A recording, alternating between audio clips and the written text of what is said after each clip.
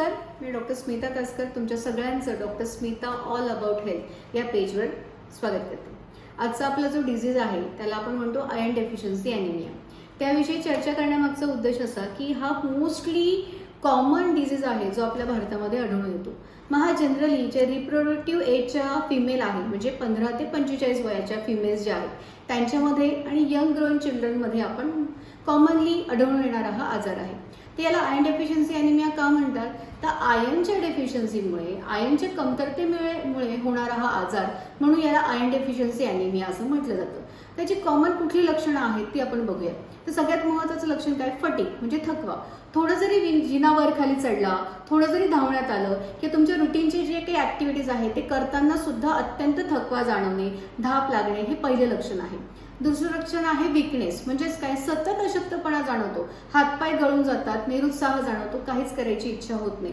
त्याचसोबत आपल्या स्किनचा कलर हा पेल येल्लोइश कलरचा डल दिसायला लागतो. जनरली आपल्या नखांचा रंग, आपल्या ओठांचा, जिभेचा, आपले तळहात, तळपाय यांचा रंग गुलाबीसर, लालसर असणं गरजेचं आहे.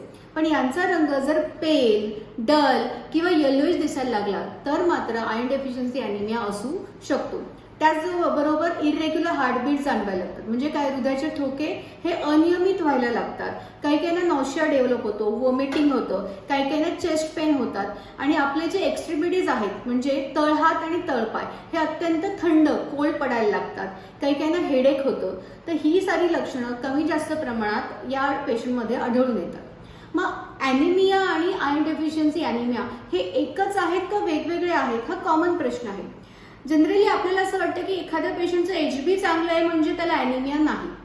तर मात्र एखादा पेशंट की ज्यांचं 13 ते 14 ग्रॅम HB आहे पण त्याच्यामध्ये जर आयर्न डेफिशियन्सी असेल तर अशा पेशंटमध्ये सुद्धा आयर्न डेफिशियन्सी ॲनिमिया हा डायग्नोज होतो. तर असे कुठल्या ब्लड टेस्ट आहेत की ज्याच्याने आपण हा आजार डायग्नोज करू शकतो? तर कॉमनली आपण करणारी जी ब्लड टेस्ट आहे त्याला CBC म्हणतात. म्हणजेच काय की कम्प्लीट ब्लड काउंट.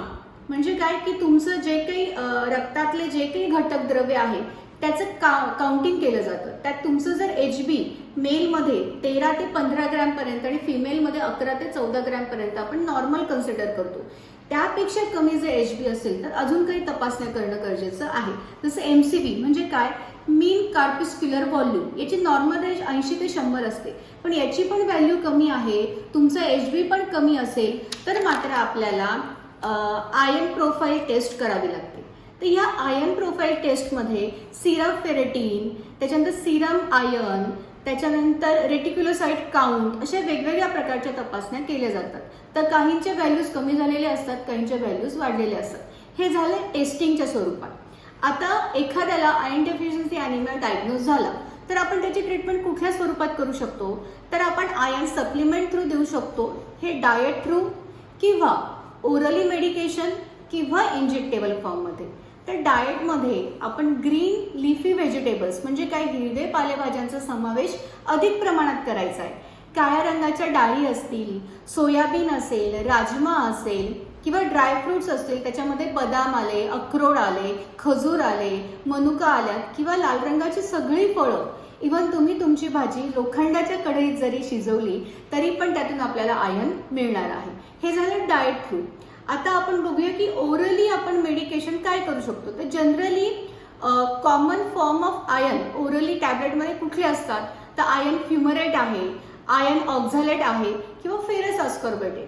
तर ही कंटेंट असलेल्या टॅबलेट 100 मिलीग्रॅमची दिवसातून 2 ते 3 वेळा आपण सलग 3 ते 4 आठवडे घेतली तर आयर्न डेफिशियन्सी आपण भरून काढू शकतो. पण ओरली आयर्न घेण्याचे बरेच साईड इफेक्ट्स लोकांमध्ये आढळून आलेले आहेत.